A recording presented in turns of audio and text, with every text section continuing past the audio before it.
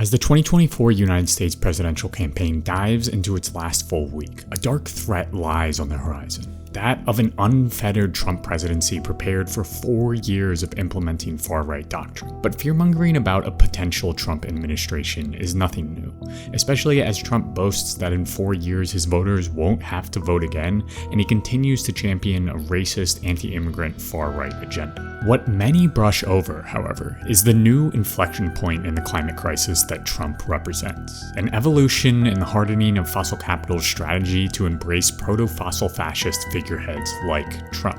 Today we'll dive into just how disastrous a Trump presidency would be for the climate, and indeed the whole world. From Trump's own words to the agendas of those surrounding him epitomized in Project 2025, we'll look at not only how fossil capitalists plan on protecting their production and profit in an age when they are very clearly causing the climate crisis, but also why fossil capitalists are fanning the flames of fascism.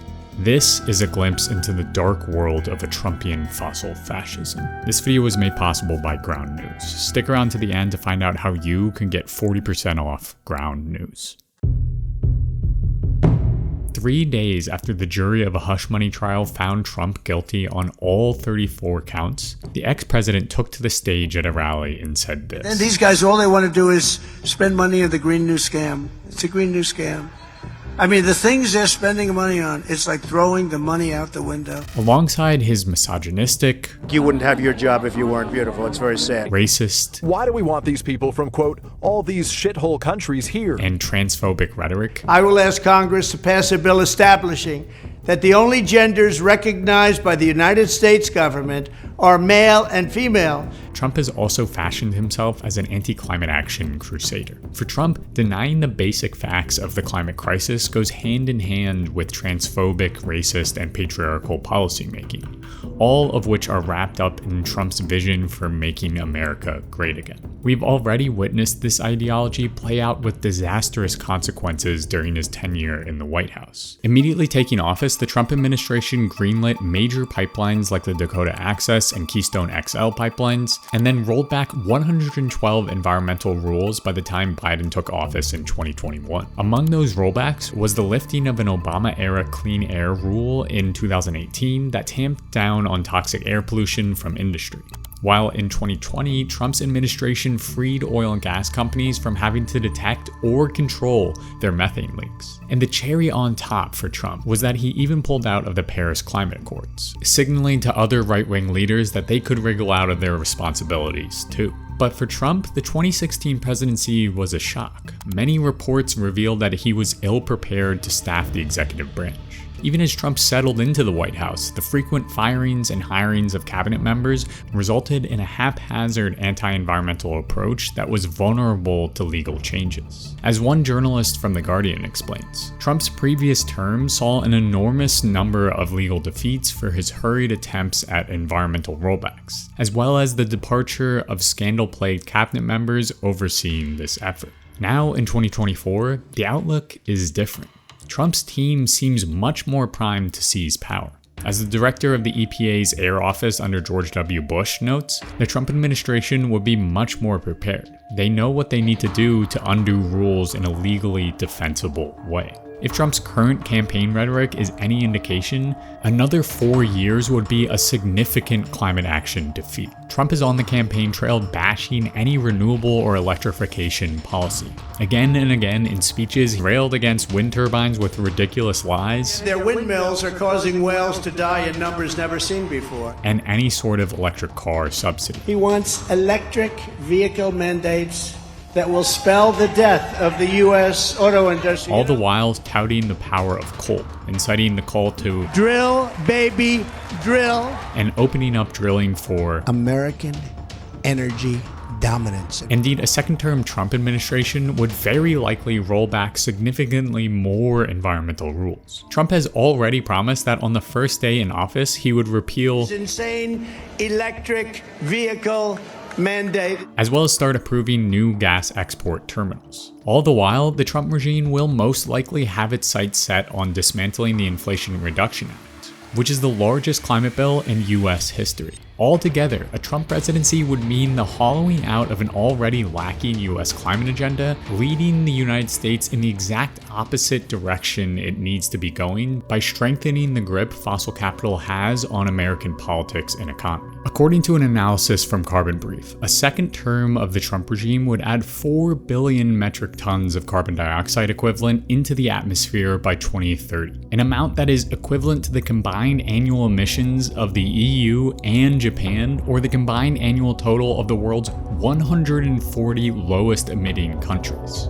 This would spell disaster at a time when we need to be quickly drawing down emissions to stave off the worst of climate chaos. But unfortunately, the whims of Trump are not the only specter on the horizon. The far right has already laid out detailed plans for how to defend fossil capital from environmental attacks and dismantle any necessary climate action.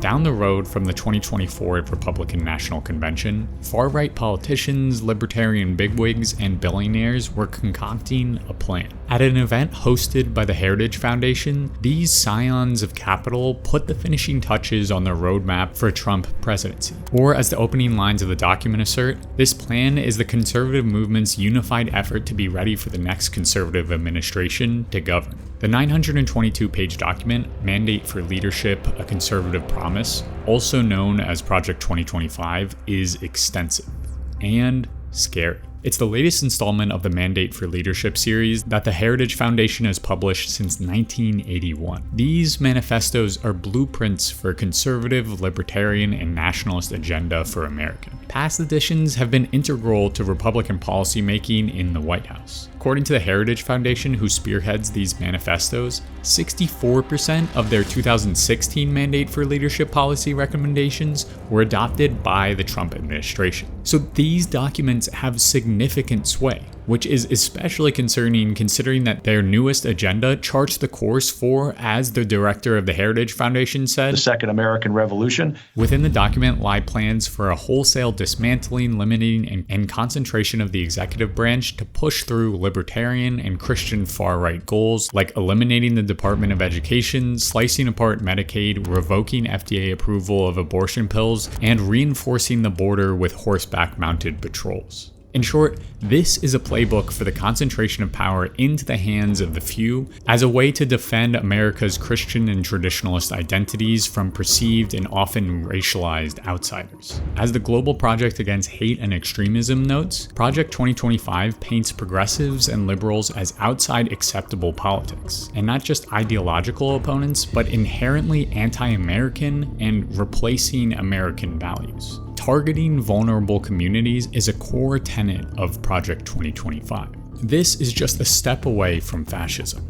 Borrowing from political theorist Roger Griffin's definition of the term, fascists mobilize two narratives in order to assert power and control. One, that the nation is decaying and in a crisis of identity and needs to be restored to its former glory. And two, the narrative that the nation has to defend itself against racialized outsiders that are threatening the nation's glory. In the case of Project 2025, this means restoring America to its quote-unquote true American values, a second American Revolution, if you will, by battling those that have led to American decay and impotence. For the authors of Project 2025, these are liberals, progressives, and racialized communities, specifically immigrants, coupled with calls for the defense of American conservative values by eliminating the noxious tenets of critical race theory and gender ideology from schools and saving the free market economy from regulation, come blueprints for anti-climate action. Dark plans for environmental destruction that could likely come to pass under a Trump presidency. Echoing Trump's calls for American energy dominance,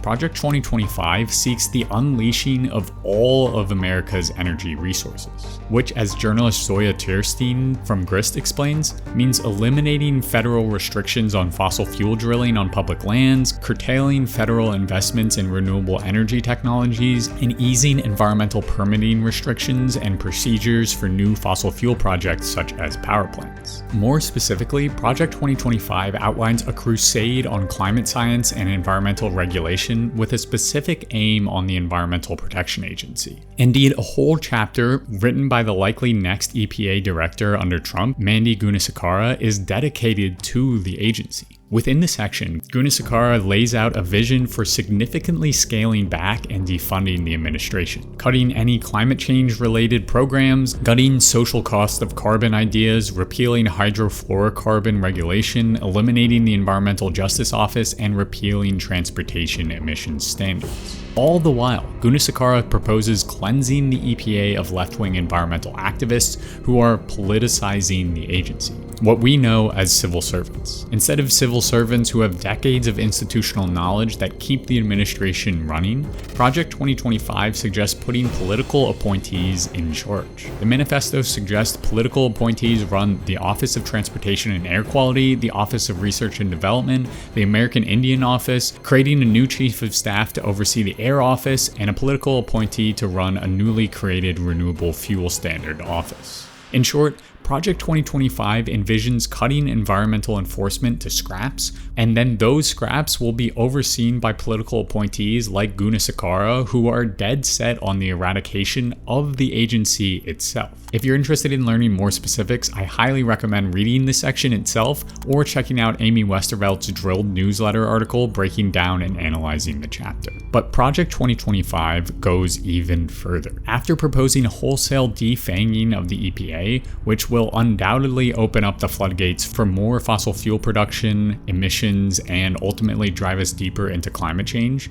the document seeks to hamstring any form of resilience and adaptation. Project 2025 calls for the defunding and fracturing of the National Oceanic and Atmospheric Administration because they claim it has become one of the main drivers of the climate change alarm industry and, as such, is harmful to the future of US prosperity. Alongside writing that the preponderance of its climate change research should be disbanded, the authors argue that the National Weather Service, which is housed under NOAA and is the basis for our free and accessible weather reports, should be privatized. This could potentially lead to a scenario where hurricane alerts and severe thunderstorm warnings or tornado warnings, or even just daily weather reports, are blocked behind paywalls. To make matters even worse, Project 2025 suggests that the National Flood Insurance Program, which was created to protect homes that private insurance deemed too risky to insure, should be wound down and replaced with private insurance.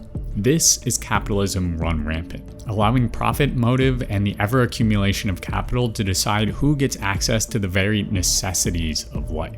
The dismantling of these agencies would act as even more ammunition for the likes of Trump and the Heritage Foundation. As the vice president of Evergreen Action, Craig Segal, notes in an interview with Grist, this has long been a plan of conservatives, and especially libertarians. What you do is you break the government, make it very hard for the government to function, and then you loudly announce that the government can't do anything. So the future under a Trump presidency could mean a dark world. A world in which the fossil fuel industry runs rampant while research, information, and the recovery from climate chaos are stopped at every turn. A world where fossil capitalists enable dangerous far-right politics to shield their assets. This is the looming threat of fossil fascism. As the climate crisis bears down on us with intensifying hurricanes, floods, droughts, and wildfires, the fossil fuel industry and fossil capital in general become increasingly untenable. The truth is that to stop climate change, fossil fuel extraction must end. And fossil capitalists have already realized this. So to continue with business as usual, to preserve their power, fossil capitalists might funnel more and more funds into the far right. A political wing that has shown their eagerness to protect and defend the infrastructure and profits of fossil capitalists, as we already saw during Trump's presidency. The result of this would be the elites of the fossil class fueling the far right's rise to power in a time of deep crisis to protect their profits and infrastructure. This is fossil fascism, which I discussed thoroughly in this video I made all about the subject. Or put another way by the Zetkin Collective, fascism is a politics of palingenetic ultranationalism that comes to the fore in a conjuncture of deep crisis, and if the leading sections of the dominant class throw their weight behind it and hand it power, there ensues an exceptional regime of systematic violence against those identified as enemies of the nation. Looking at the funding pouring into the Trump campaign, it's clear which horse fossil capital is betting on. As we've just seen, Trump seems dead set on assuring a continued business as usual for the fossil fuel industry. He paints fossil fuels as a solution to making America great again by connecting oil and gas to American energy dominance, while blaming wind turbines and electric vehicle subsidies for American decay. And fossil capitalists love it, which is why oil and gas money pervades his campaign. Indeed, Trump even requested $1 billion from fossil capitalists for his campaign fund in return for a scorched earth anti-climate policy agenda. An agenda that would surely include executive orders drafted directly by the oil industry. Even looking at the funding for Project 2025 and the Heritage Foundation, the tentacles of fossil capital, specifically Koch Industries, grip tightly on figureheads and associated organizations. So as the climate crisis bears down on us, and as the far right offers a lifeline to the fossil fuel industry elites, we are now seeing that they are willing to throw their money and power behind the racist, patriarchal ultranationalism of projects like Project 2025 so that they can continue polluting and, more importantly, accumulating capital and profits. Fossil capital is fanning the flames of fossil fuel nationalism in the 2024 election. A nationalism which, if Trump's first term in office and Project 2025's playbook is any indication, will focus on dismantling regulation to reinvigorate American energy with fossil fuels combined with a violent crackdown on any perceived racialized threat to America. Or as Trump puts it, American energy dominance. This proto-fossil fascism is on the horizon. It is imperative then to not only fight to stop its ascendancy to power, but build a more caring, just, and regenerative world in its stead. If there's one thing to be said about the far right in the United States, it's that they are organized and prepared. Project 2025 is a scarily exacting manifesto. It is a vision that can be realistically implemented because of its thorough consideration of all facets of the executive branch. Anti-capitalist environmentalists and movements need to take notes. We need radical plans that bring power, justice, and environmental healing to all. We need 900-page documents that lay out our plans for economies of care, systems that restore and heal our environments. Ones that not only imagine, but plan out and organize how we might build a zero-carbon liberatory world. In the meantime, while we build that power, we need to fight the threat of fossil fuel nationalism. We need to keep Trump out of power. If his words and those of his allies in Project 2025 are any indication, another 4 years in the White House would be a disaster for Earth and those living on it. For many, this may mean wading into electoral politics and voting in the upcoming election. To be clear, electoral politics is not our ultimate goal, especially because the Democratic Party cannot save us. Again and again, they've showed their ineptitude at creating any form of environmental policy at the scale needed to tackle the climate crisis. And yes, the Inflation Reduction Act was a massive climate bill, but nowhere near the level of ambition it needed to be. But in this inflection point, they are unfortunately the least bad option when measured up against proto-fossil fascism. But the reality is that in the long run, we can't just wait for one vote every 2 or 4 years. And Trump is just a figurehead. There will always be another right-wing candidate, and there will be more versions of Project 2025. So building collective-based movements regardless of the outcome is crucial, because transformation and change don't just happen during an election. True power is built every day by creating deep connections with your community and within movements. Through those relationships and organizations, we can then fight from a position of strength to build a world that brings a good life to all on a renewable planet. Sure, vote if you want, but to stop fossil fascism in its tracks, we need to build something stronger, more ethical, and more liberatory than just not voting Trump. At the end of the day, we need to organize, act, and build power for an anti-racist, anti-imperialist, liberatory, and sustainable world. But tracking the presidential election is crucial, not only to understand what is happening, but also to understand how the United States' political party machines are jostling for power in the eyes of the media. Like in the case of how Trump and Harris responded in the wake of Hurricane Helene's climate change-fueled devastation in late September. If anything, the US presidential election reveals just how muddy the waters of media coverage have become. Which is why I've been using this video's sponsor, Ground News, to peer past the curtain of media bias and stay up to date with this pivotal election.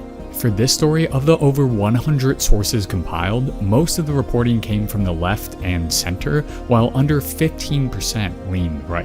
Comparing the headlines, we can see how the framing of this story can change based on this bias. On the right, most of the headlines focus on Trump and his plans to visit areas affected by the hurricane. Meanwhile, on the left, the headlines focused on how both campaigns are responding to the disaster. This level of insight is only possible thanks to Ground News, a website and app that collects over 50,000 media sources into one place and lets you compare how headlines are being covered across the political spectrum. Every story comes with a quick visual breakdown of the political bias, factuality, and ownership of the sources reporting, all backed by ratings from 3 independent news monitoring organizations. I especially love the blind spot feed, which highlights stories that are disproportionately covered by one side of the political spectrum. Especially when it comes to news about climate change, I think it's really important to see what articles both sides of the political spectrum are missing, which is why I use Ground News literally every day. I've been using Ground News for a long time because of tools like their blind spot feed that helps make current events like the 2024 US election clear and simple. In my opinion, Ground News is a crucial intervention in the media landscape, especially when misinformation is now hindering hurricane preparedness and recovery. Ground News helps me expand my scope of what is actually happening in the world and then gives me the tools to critically engage with articles from the left, right, and center. And best of all, I'm currently offering all of my viewers 40% off their Vantage subscription, which is what I use for unlimited access to all of their incredible features. To get 40% off your subscription, go to ground.news/OCC, use the QR code here on the screen, or click the link in the description to support an independent news platform working to make the media landscape more transparent.